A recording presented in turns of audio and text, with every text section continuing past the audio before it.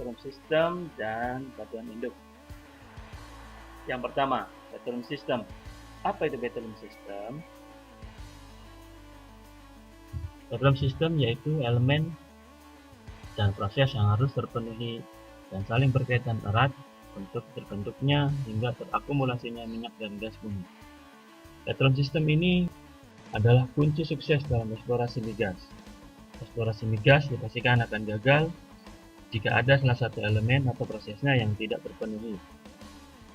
Petroleum system terbagi dalam dua kelompok, yaitu konvensional dan unkonvensional atau non-konvensional. Dalam eksplorasi migas, petroleum system konvensional lebih dahulu digunakan dibanding unkonvensional. Perbedaannya, petroleum system konvensional mencari migas di tempat akumulasinya, sedangkan petroleum system unkonvensional mencari migas di tempat terbentuknya. Petroleum system konvensional terdiri dari 4 elemen dan 3 proses, yaitu elemen batuan induk atau source rock merupakan batuan sebagai tempat memasak atau konversi bahan material organik menjadi minyak dan gas bumi. Selanjutnya, batuan reservoir merupakan batuan sebagai tempat atau wadah yang dapat atau mampu menampung atau menyimpan minyak dan gas bumi. Jebakan atau trap merupakan bentuk atau geometri dari batuan reservoir. Nomor 4, batuan penutup atau seal rock, yaitu batuan yang dapat atau mampu menyekat atau menghalangi migrasi minyak dan gas bumi ke tempat yang lainnya. Selanjutnya yaitu proses. Yang pertama, kematangan batuan atau source rock maturity, yaitu batuan induk yang harus matang atau mature. Tingkat kematangan batuan induk akan menentukan jenis hidrokarbon yang dihasilkan. Migrasi yaitu perpindahan minyak dan gas bumi dari batuan induk yang sudah matang atau mature menuju tempat akumulasi migas, yaitu batuan reservoir dengan jebakan atau trap dan seal rock. Selanjutnya timing. Waktu yang dilalui dan urutan waktu pembentukan harus cukup dan tepat antara pembentukan dan kematangan batuan induk, pembentukan tempat akumulasi migas, dan timing pada saat migrasi. Sedangkan elemen petroleum system unkonvensional hanya terdiri dari batuan induk atau source rock dan proses petroleum systemnya, yaitu kematangan batuan induk atau source rock maturity. Hal ini disebabkan karena pengambilan minyak dan gas bumi dilakukan langsung pada batuan induk. Berikut ini adalah ilustrasi sederhana dari petroleum system yang terdiri dari elemen dan proses.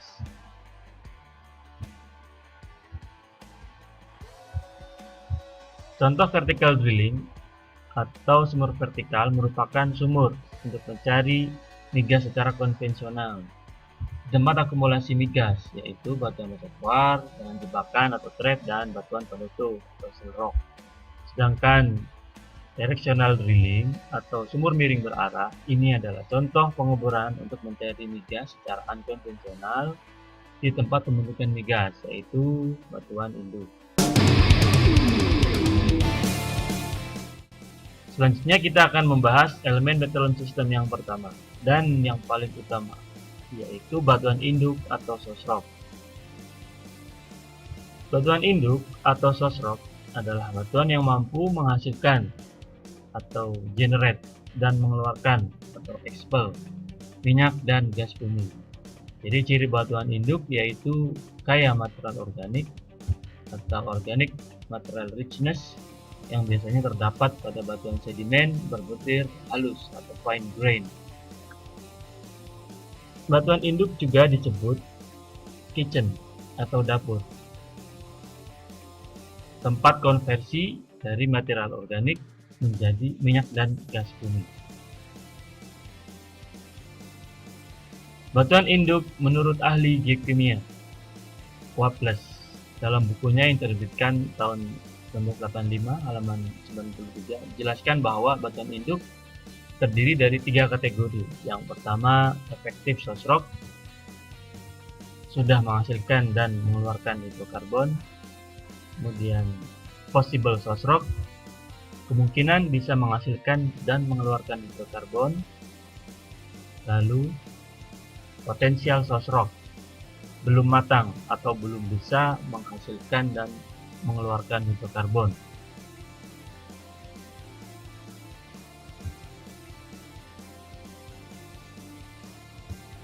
Sedimen dan material organik yang berpotensi menjadi batuan induk diendapkan di dasar cekungan. Cekungan sedimen atau sedimentary basin adalah suatu daerah permukaan bumi yang berbentuk cekung ke bawah dan yang mengalami proses depresi karena aktivitas tektonik sehingga menjadi tempat sedimentasi.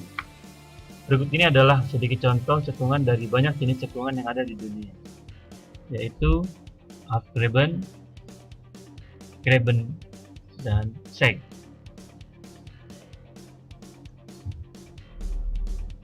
Selanjutnya kita akan membahas pembentukan migas. Berikut ini skema atau ilustrasinya. Pada zaman dahulu terdapat suatu lingkungan pengendapan danau yang tenang dan nyaman, dilengkapi dengan makhluk hidup hewan dan tumbuhan yang hidup di sekitar permukaan air danau dan di sekitar tepian danau. Suatu danau terbagi dalam area oksik dan area anoksik. Oksik adalah area yang kaya oksigen, tempat hewan dan tumbuhan hidup. Anoksik adalah area yang lebih dalam, yang minim atau bahkan tidak ada oksigen. Lempung atau clay akan terendapkan di dasar danau karena lebih halus dibanding pasir atau sand yang diendapkan di tepian danau yang lebih kasar. Makhluk hidup penghuni danau apabila mati jatuh di area anoksik sambil tertimbun lempung sehingga terawetkan dengan tenang. Sehingga clay dengan material organik yang terawetkan tersebut termasuk dalam kategori possible source rock. Seiring waktu berjalan, sedimentasi berlanjut hingga memenuhi danau. Pasir menjadi batu pasir, sedangkan sedimen clay menjadi claystone atau shale yang kaya akan kandungan material organik. Sedimentasi berlanjut, batu lempung atau serpih dengan banyak kandungan material organik mulai terkubur dan terbebani oleh sedimen di atasnya. Sedimentasi masih berlanjut. Terjadi selanjutnya yaitu overburden pressure dan heat. Overburden pressure adalah tekanan yang menyebabkan adanya pembebanan batuan sedimen di atasnya. Sedangkan heat adalah pemanasan dari bawah yang bersumber dari magma. Batu lempung kaya organik ini sudah masuk kategori potential source rock. Semakin banyak sedimentasi di atasnya, maka overburden pressure terhadap claystone dan atau shale semakin tinggi. Begitu pula seiring semakin dalamnya batuan sedimen yang terkubur, suhu semakin panas. Sampai dengan tekanan overburden atau heat tinggi pada suhu tertentu, menjadikan material organik yang terawetkan tersebut berubah menjadi minyak dan gas bumi. Sementara sedimentasi masih berlanjut. Minyak dan gas bumi yang sudah matang atau mature kemudian bermigrasi ke tempat akumulasi migas yang terdiri dari 3 elemen, yaitu batuan reservoir, jebakan atau trap, dan batuan penutup atau seal rock. Dalam tahap ini, batuan induk termasuk kategori effective source rock. Selanjutnya yaitu lingkungan pengendapan batuan induk. Apa saja syaratnya? Syarat lingkungan pengendapan menjadi tempat batuan induk. Yang pertama, banyak material organik, hewan atau tumbuhan yang tumbuh dan berkembang biak dengan banyak. Yang kedua, kondisi pengendapan mengkonsentrasikan material organik ini. Dan yang ketiga, material organik yang telah mati terawetkan dengan tenang atau aman atau istilahnya preserve.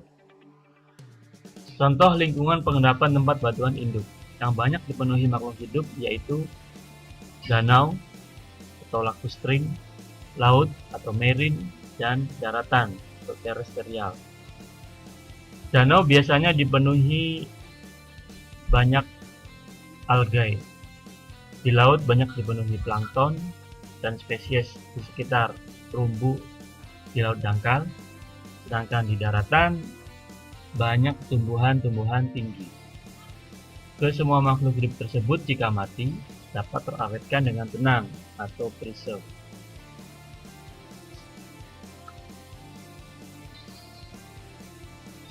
Selanjutnya, di lingkungan pengendapan bagian induk, apa saja litologinya?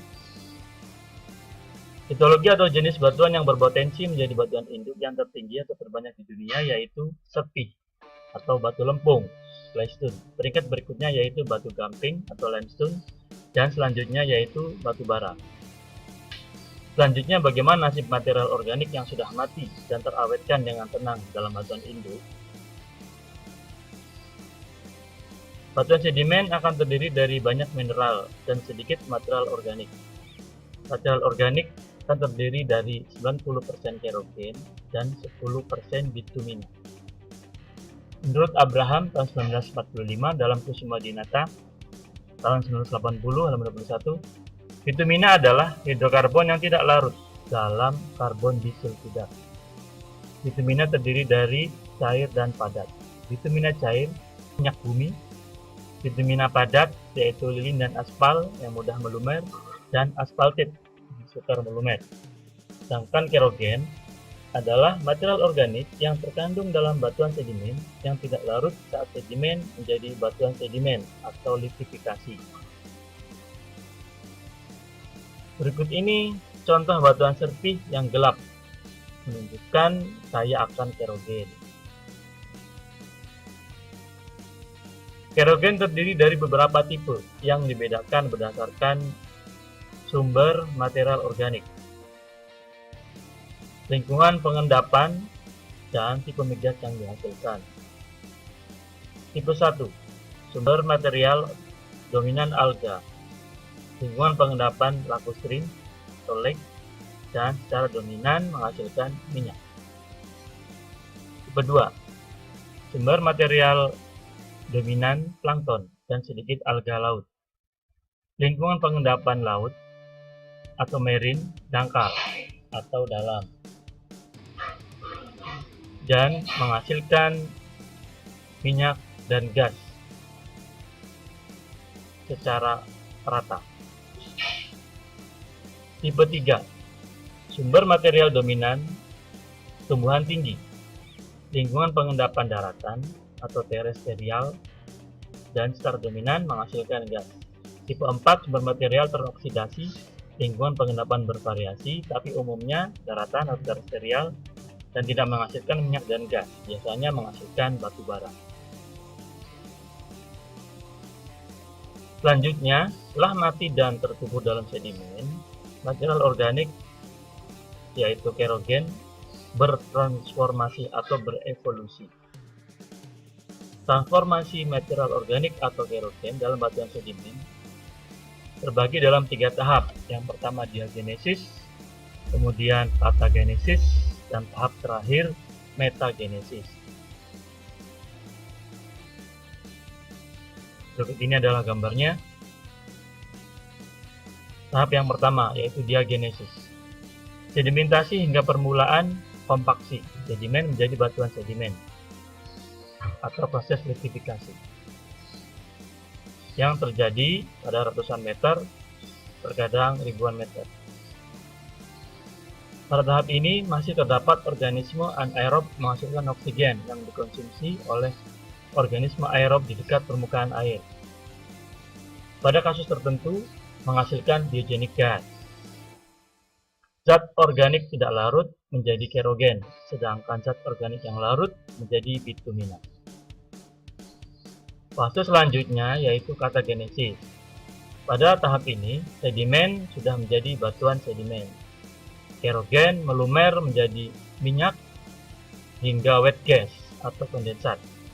Dan suhu pada fase ini berkisar antara 50 sampai 150 derajat Celcius. Fase yang terakhir yaitu metagenesis. Pada fase ini, kerogen menjadi dry gas atau metana dan residu karbon. Residu kerogen menjadi grafit karbon. Beberapa sedimen sudah berubah menjadi kristalin, batu bara berubah menjadi antrasit, sedangkan suhu pada fase ini berkisar antara 150 sampai 200 derajat Celcius.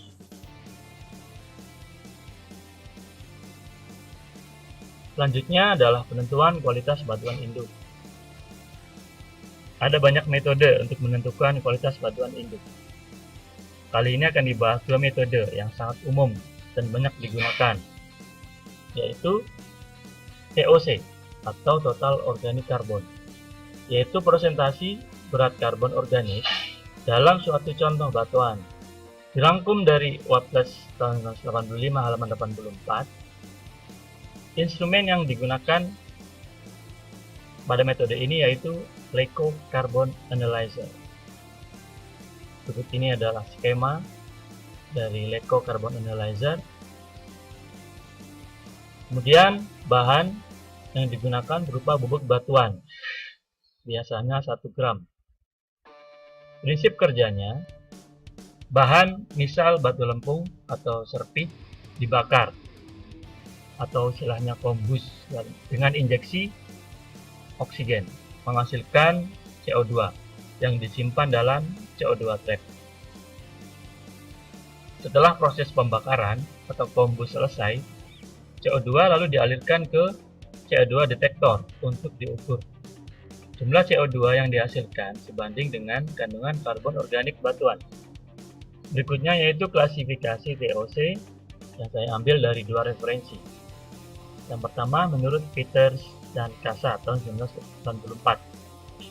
Kualitas batuan induk terdiri dari buruk atau poor 0 sampai 0,5, scoop atau fair 0,5 sampai 1, kemudian baik atau good 1 sampai 2, sangat baik atau very good 2 sampai 4, dan istimewa atau excellent di atas 4. Referensi yang lain saya ambil dari McCarthy et al. Tahun 2011. Kualitas batuan induk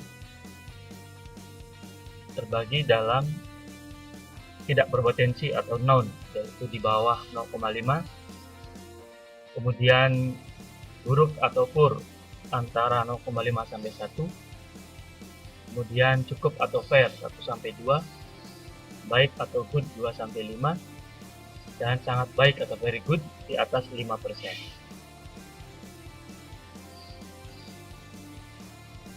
Selanjutnya adalah penentuan kualitas batuan induk dengan metode LOM atau Level of Organic Maturity, yaitu tingkatan kematangan batuan induk berdasarkan suhu tertentu dan lama waktu terkena suhu. Level kematangan batuan induk yaitu immature atau belum matang, mature, matang, dan 3 overmature, telah matang. Sedangkan metode penentuan LOM yang paling umum dan banyak digunakan yaitu yang pertama pyrolysis, citrinate reflectance, thermal alteration index, dan Conodon alteration index, yang mana akan dibahas di video berikutnya. Berikut ini adalah referensi yang digunakan dalam video ini.